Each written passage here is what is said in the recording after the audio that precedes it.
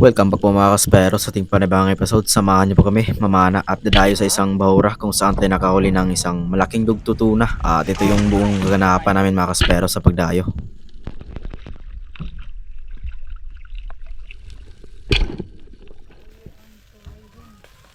Alright. Di mo na boy. Kuhan ko ng konti boy ha. Kaya magsabaw tayo boy.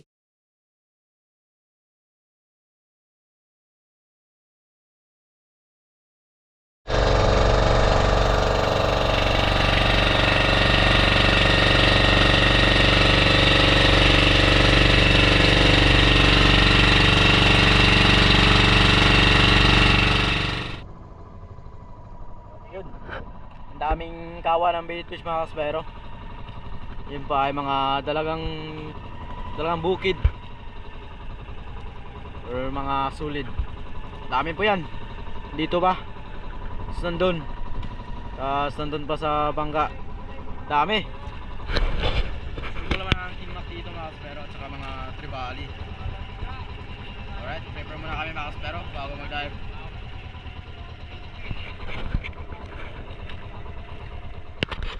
Sobrang excited ko dito mag-dive mga kaspero dahil nga pagdating namin sa spot ay ang daming baitfish mga kaspero at nilagyan ko na kagad ang aking diving mask ng toothpaste mga kaspero nang sa ganun ay hindi siya mag-fog. At ayan si Bro Maki mga kaspero naka-ready na at ready na rin mag-dive.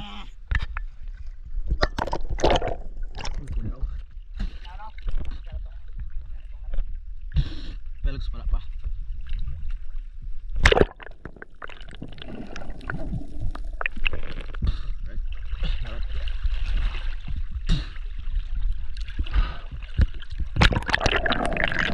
Bago pala tong rubber na ginamit natin mga kaspero. At ang brand po nito mga kaspero ay Sickle Sub 16mm from Spearman's Gear. Sa gusto mag-order ng ganitong rubber mga kaspero ay PM nyo lang siya si Spearman's Gear. Lagay ko po yung link sa description. At ilang saglit lang mga kaspero pagkababa natin sa bangka. At ayan si Bro Maki nakapaan ng tangigi. Ayos, lupit talaga tong tao na tumamana.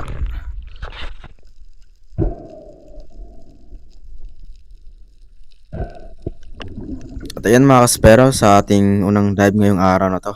Warm up muna tayo dito sa mababaw pero hindi ko nasahan mga kaspero dahil nga nakatira tayo ng malaking isda dito.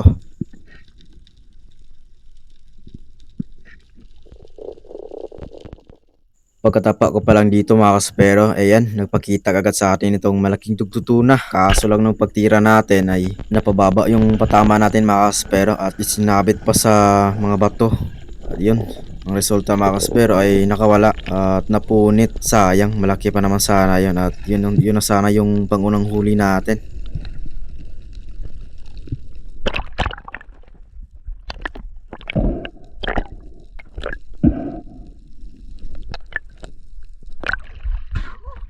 Dami.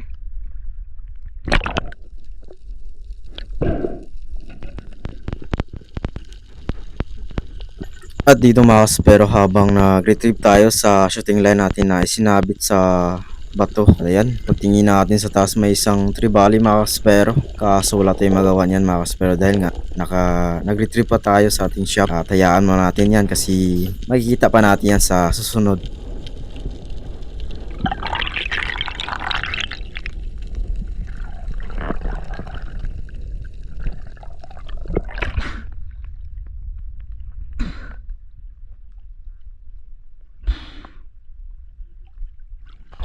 Nag-move on tayo mga kaspero dun sa dugtutuna at gumawa ng panibagong pagsisid at dito na tayo sa parting malalim mag-ambush para maghanap ng mga pelagic mga kaspero at hindi naman tayo nabigo at nakakita tayo.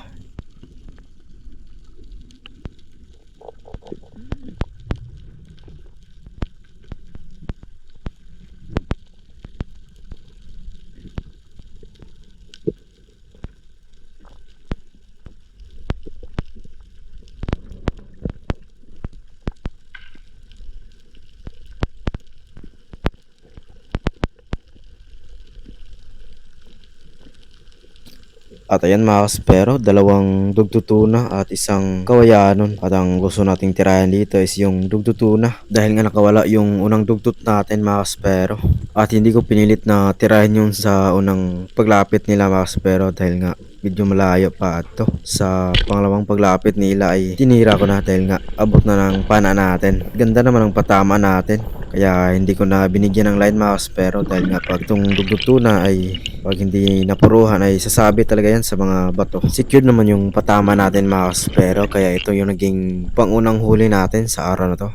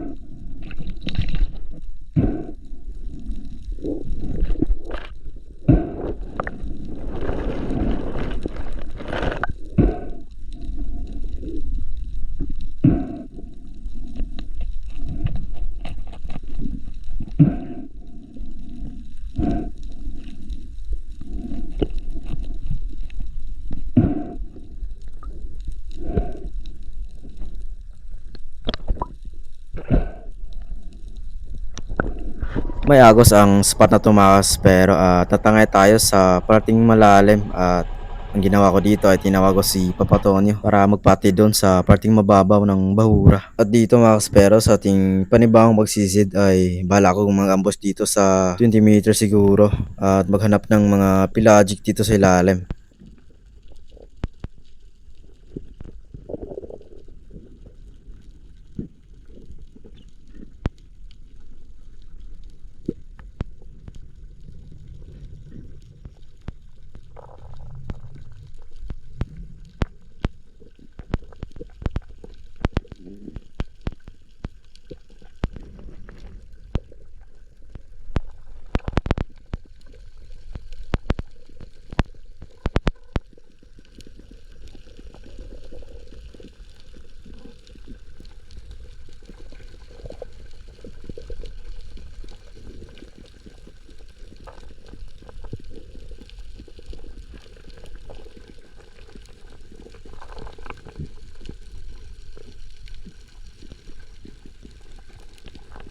Ilang segundo lang makalipas mga kaspero, ayan, nakakita na tayo ng target natin, isang kawayanon mga kaspero. At tinawag ko ito gamit ang pag-fish call. At buti na lang mga kaspero, bumalik sa atin at yun, natira natin mga kaspero. At secured naman yung patama natin mga kaspero, kaya ito yung naging pangalawang huli natin sa araw na to mga kaspero.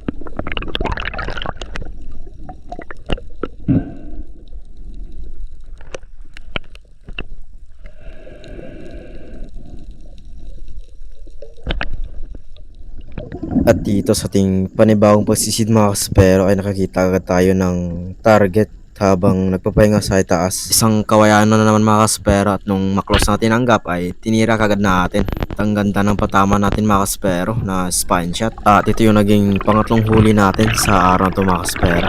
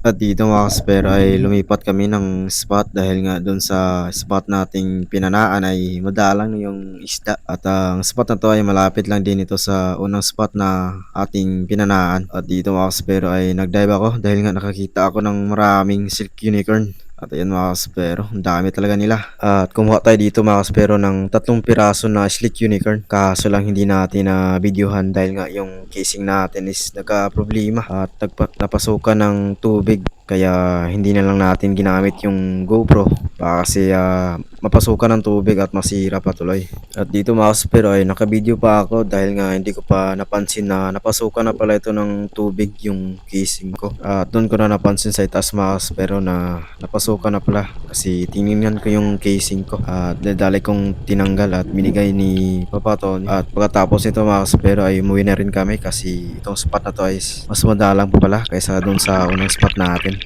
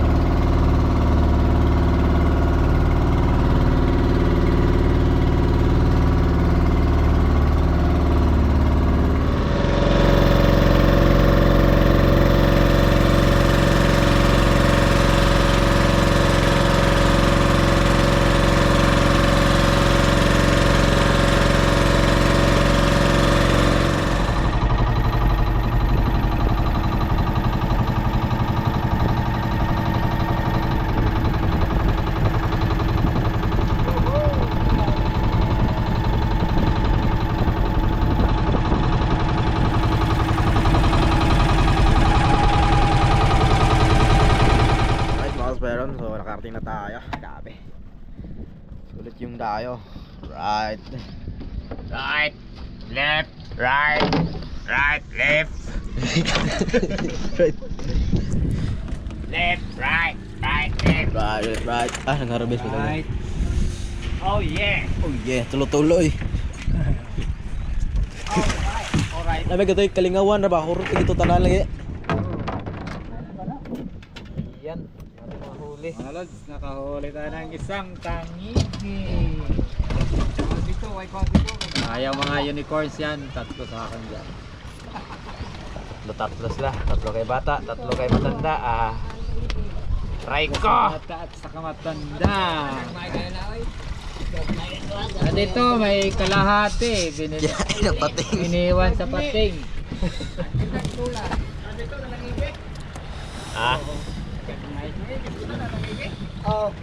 Yan, coral trout. Coral trout. Ayan. Tribali. Tribali. Jobfish ni bata. Tribali pa din.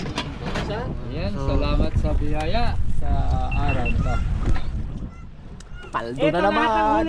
Paldo na naman. Kaya, 250. 50 tayo magkuha. Tangigi. 13 kg. Ha? Ilalagay sa to. Dahil ako hindi ko kay 50 ang barya kay ako lang. 250 lagi sa tag 100. O nga kay Suno. Nakay kuan. Tin tiger. Nakay 50 diha. Ako lang mga tami mag-50 niya. Di, kuha lang ni 50. Train tara mo na. 30 rin. Ah?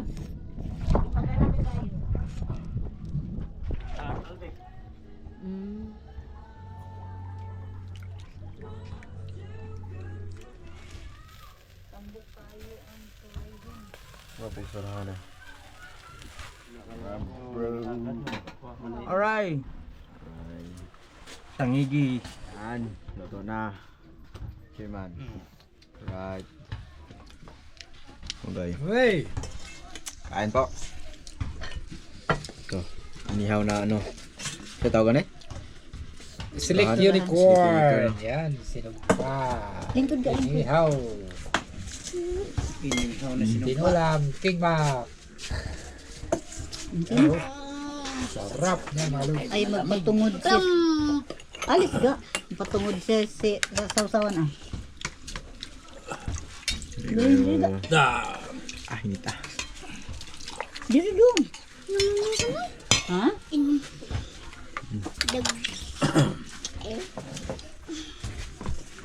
Di mo na boy. Ba, kuhan ko ng konti boy ha. Kaya magsabaw tayo boy. Ikaw, di ka mahigop sa baw boy? Bihib ba? Grabe magbihib kayo, meaning ba? Humutag daw niya. Ganang lingi na ba po siya? Ano sa ibang mata nga? Ayan, tuktok talukap Kuhan ba? niyang tabon-tabon ba dagdag ko? Dako no? Amot na siya murag akong tanaw murag nabuta niya. Kuan day dili day. Asan po na nang ganang usa ka iri nga atras niya kadako? Kadugan na niya mawa ra man pud. Ayan, maplasta naman. Tuyo siguro niya. Libat-libat ba? Kaya kay lipat yun. Ang manok na yan, mapakaon. Iwagan ng tunog.